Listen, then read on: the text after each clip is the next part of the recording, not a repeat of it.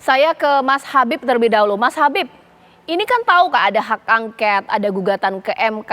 Mungkin Partai Gerindra dan juga Partai Koalisi jemput bola kali ya. Kalau tidak dirangkul, ini kan luar biasa mengganggu juga ya pemerintahan Prabowo Gibran ke depannya. Ini seperti apa? Ya, seperti disampaikan ya, walaupun kami berbeda dengan rekan-rekan yang berniat mengusung hak angket, namun tetap aja hak angket itu adalah hak konstitusional anggota DPR. Ya, kami tidak risau dengan orang-orang yang akan menggunakan hak tersebut. Kalau toh nanti diusulkan, ya, kami yakin niatnya adalah bagaimana kita sama-sama mencari solusi perbaikan sistem pemilu kita ke depan. Walaupun di sisi lain kami tidak sepakat bahwa pembentukan penggunaan hak angket sebetulnya tidak diperlukan karena bisa juga dengan mekanisme rapat kerja di komisi. Ya, jadi bukan karena persoalan isu hak angket, ya, bukan karena persoalan isu MK, maka kita lantas bicara persatuan sebagai misalnya sebagai mekanisme sogokan politik. Enggak seperti itu. Ini ikhlas ya. Yang disampaikan Pak Prabowo kan jauh dari waktunya ya. Jauh sebelum pelaksanaan coblosan, jauh sebelum keluarnya hasil pemilu. Coba deh teman-teman saksikan ya, lagi putar-putar ulang pidato-pidato Pak Prabowo setahun terakhir. Sama seperti yang disampaikan tadi malam itu.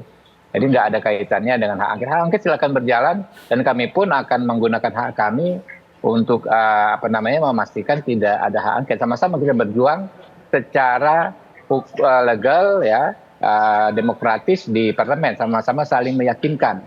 Kan ada 575 anggota DPR dari berbagai fraksi. Saya sendiri saat ini juga keliling meyakinkan rekan-rekan berbeda partai, berbeda koalisi, bahwa memang kita nggak perlu hak angket, tapi pakai mekanisme rapat kerja di komisi, bagaimana biasa. Oke, sekarang saya ke Mas Ismail. Mas Ismail, apakah ini menjadi bargaining position bagi PKS sendiri kalau tidak digubris untuk dirangkul lah ya, dirangkul, diajak, didatangi gitu, akan kencang soal gugatan ke MK, hak angket, ini seperti apa? Saya kira Mbak Caca, niat itu sudah jauh kira-kira. Jadi proses hak angket yang kemudian digulirkan ini tidak lebih dan tidak bukan karena kita ingin menunjukkan bentuk transparansi terhadap proses pemilu yang jujur dan adil. Jadi kalau ditanya apakah ini adalah bentuk bargaining terhadap posisi ingin gabung pemerintahan, jauh dari itu. Sama sekali nggak ada niatan, sama sekali nggak ada nawaitu untuk itu. Bahkan kami ingin sampaikan bahwa proses ini adalah bentuk keberpihakan kami terhadap orang yang telah menitipkan amanahnya kepada Paslon Amin.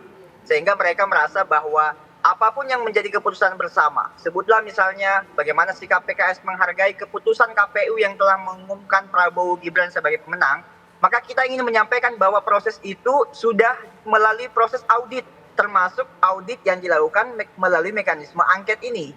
Jadi kalau disimpulkan bahwa apakah ini bargaining position, sama sekali tidak dan nggak ada niatan buat itu. Saya kira kalau PKS mau bergabung dalam koalisi pemerintahan, Mbak, ini bukan sesuatu yang susah, bukan perkara yang susah.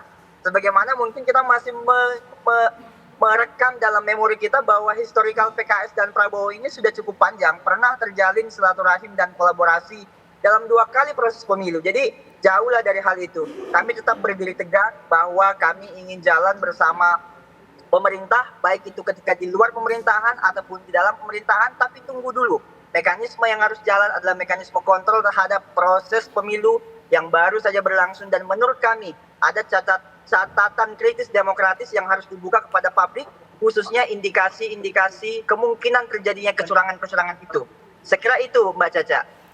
Baik, Mas Umam sepakat tidak sih? Masa nggak ada hubungannya dengan apa ya? Ini geliat-geliat yang ada, gugatan ke MK. Oke lah hak angket memang sebelumnya.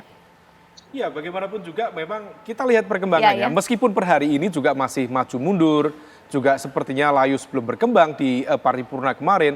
Tetapi kalau misalnya kemudian kita cermati, ada gelagat yang cukup berbeda.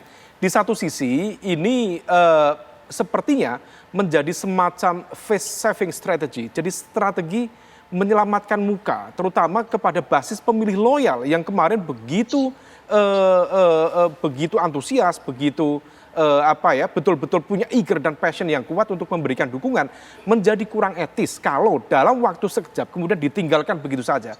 Tetapi kalau misal kita merujuk pada sikap dari Nasdem, karena bagaimanapun juga Nasdem dalam konteks ini misalnya Pak Surya Paloh itu kan pemilik saham politik terbesar di Koalisi Perubahan. Nah, ketika kemudian kita cermati, Nasdem salah satu partai yang melakukan manuver begitu cepat, jadi gercep ini, gerak cepat. Baru selesai pemilihan langsung dalam hitungan hari bertemu dengan Pak Jokowi. Dan kemarin pasca penetapan statementnya juga sangat clear. Menerima, menghormati, dan sebagainya. Nah, ini tampaknya merupakan bagian dari sikap realistis dari Nasdem sendiri. Karena bagaimanapun juga sepertinya Nasdem juga memiliki kalkulasi bahwa PHPU di level Mahkamah Konstitusi hasilnya bisa diprediksi. Besar kemungkinan untuk membuktikan TSM sesuai dengan pasal 286 di Undang-Undang Pemilu tampaknya tidak mudah memang.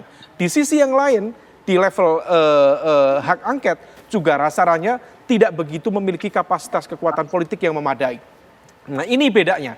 Kalau Nasdem relatif cukup terbuka dengan motif politik yang dia ingin tampilkan, sementara kalau misal tadi melihat dari sikap dari PKS, ini sepertinya masih malu-malu kucing. Meskipun juga memang betul bahwa ada sejarah panjang hubungan PKS dengan Pak Prabowo, tetapi juga harus diingat, dalam momentum pertarungan politik di 2024 juga ada gap komunikasi yang sangat luar biasa. Bagaimana serangan-serangan dari teman-teman di koalisi 01 terhadap Pak Prabowo, terhadap koalisi 02 juga sangat signifikan. Nah, ini yang kemudian perlu kita cermati dinamikanya seperti apa, tetapi rasa-rasanya statement ini adalah tampilan permukaan. Tetapi ada kekuatan-kekuatan lain yang sedang bergerak di bawah meja untuk melakukan negosiasi dan kompromi ke depan. Baik, kita tunggulah bagaimana nanti bahwa jikalau memang akan ada koalisi pasti ada pertemuan-pertemuan dan kita bisa baca sinyalemen-sinyalemen dalam pertemuan tersebut. Mas Umam terima kasih, Mas Ismail terima kasih, Mas Habib terima kasih. Nanti saat lagi pemirsa sejumlah informasi lainnya masih akan kami kabarkan untuk Anda hanya di Apa Kabar Indonesia Malam.